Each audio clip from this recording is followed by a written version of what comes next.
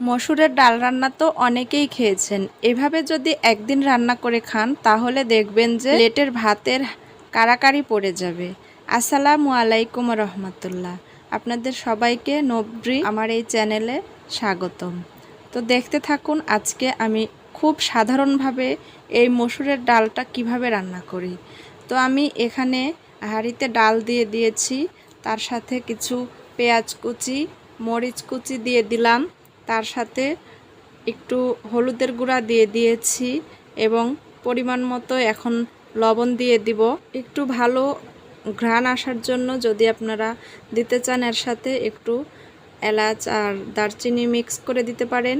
তার সাথে সাথে আবার একটু ধনিয়ার গুঁড়ো, তারপরে তেল দিয়ে এবারে আমি মশলাগুলো দেওয়া শেষ।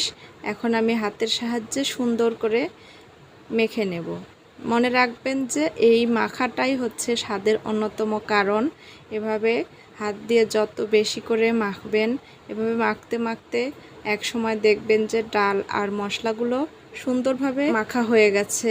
তারপরে আমি এই কড়াইয়ে এবার হচ্ছে পরিমাণ মতো পানি দিয়ে দেব। যে যেরকম ঘনত্বের ডালটা খেতে পছন্দ করেন সেভাবেই সেই পরিমাণ মতো পানিটা দিয়ে দেবেন। তো আমি একটু ঘন করতে চাচ্ছি, তার জন্য আমি একটু পরিমাণটা পানির কম দিয়েছি। এবারে চুলার আঁচটা মিডিয়ামে রেখে 10 থেকে 15 মিনিট রান্না করে নিয়েছি। এইভাবে ঢাকনা দিয়ে ঢেকে 10 থেকে 15 মিনিটের মধ্যেই আপনার এই রান্নাটা হয়ে যাবে। তো আমি এখানে আলাদা একটি পাত্রে ঢেলে নিয়েছি এবং ঘাটনি দিয়ে একটা হালকা করে ঘেঁটে দিয়েছি। এই তো আমার রান্নাটা হয়ে গিয়েছে। কার কার ভালো লেগেছে প্লিজ কমেন্টে বলে দিয়েন, আর বেশি বেশি করে লাইক এবং সাবস্ক্রাইব করে পাশে থাকেন।